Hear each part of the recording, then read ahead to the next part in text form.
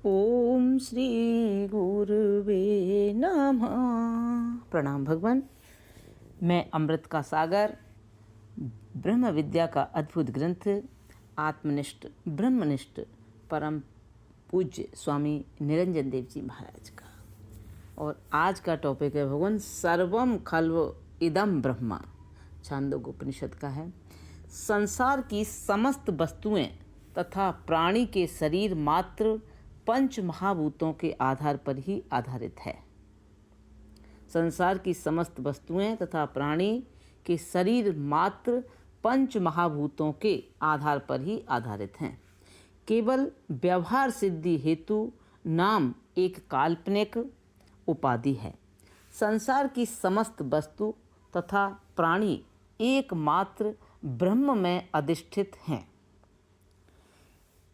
एवं यह वेद का सिद्धांत है कि अधिष्ठित वस्तु अपने अधिष्ठान से भिन्न सत्ता वाली कभी नहीं होती है, बल्कि वह अधिष्ठान स्वरूप ही होती है।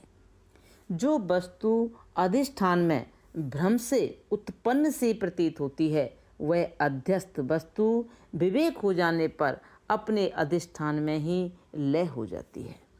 जैसे मंद अंधकार में पड़ी रस्सी में नेत्र दोष के कारण सर्प का भ्रम अपने रस्सी अधिष्ठान से भिन्न कुछ भी नहीं है। जो अध्यस्त सर्प ब्रह्मवश उत्पन्न हुआ सा प्रतीत हो रहा है, वह अपने अधिष्ठान रस्सी से भिन्न शक्ति वाला नहीं है, बल्कि वह रस्सी ही है। वह न किसी व्यक्ति के पैर रखे जाने पर उसे काट सकता है, न रस्सी को ही विषैली बना सकता है, क्योंकि वह सर्प रस्सी में केवल भ्रम से ही उत्पन्न हुआ सा प्रतीत हो रहा है, किंतु सत्य रूप रस्सी से भिन्न वह सर्प कुछ हुआ ही नहीं।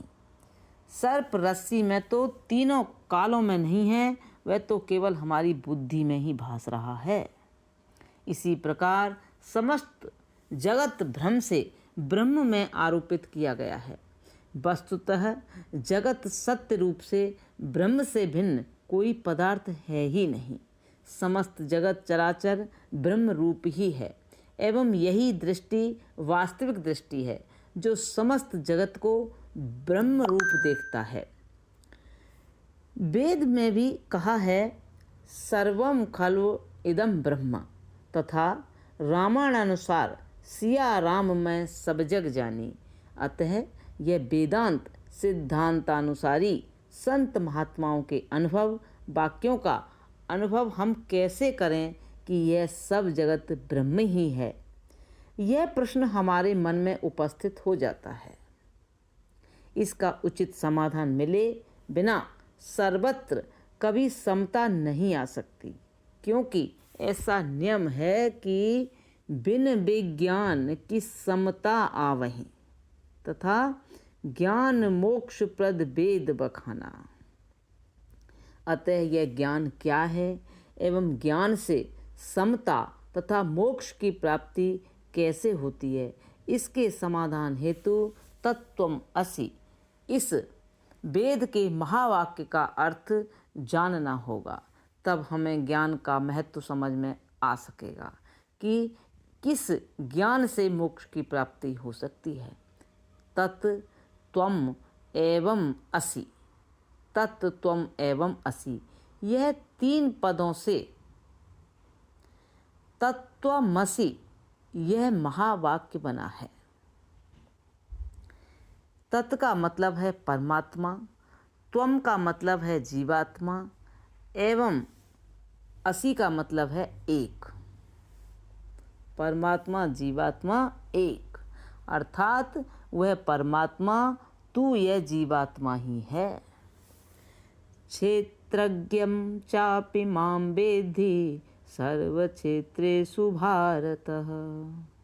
यहाँ जीवात्मा परमात्मा की एकता का ज्ञान ही वास्तविक ज्ञान बताया है एवं इसी ज्ञान से मोक्ष की प्राप्ति संभव है। मोक्ष प्राप्ति हेतु अन्य कोई मार्ग नहीं है, अतः सभी चेतन जीवात्मा एक ब्रह्म ही है।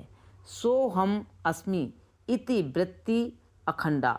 यह ब्राह्मी स्थिति कैसे प्राप्त हो, हम कैसे मान लें कि जो वह है वही मैं स्वयं हूँ, एवं जो जगत है वह भी ब्रह्म रूप ही है।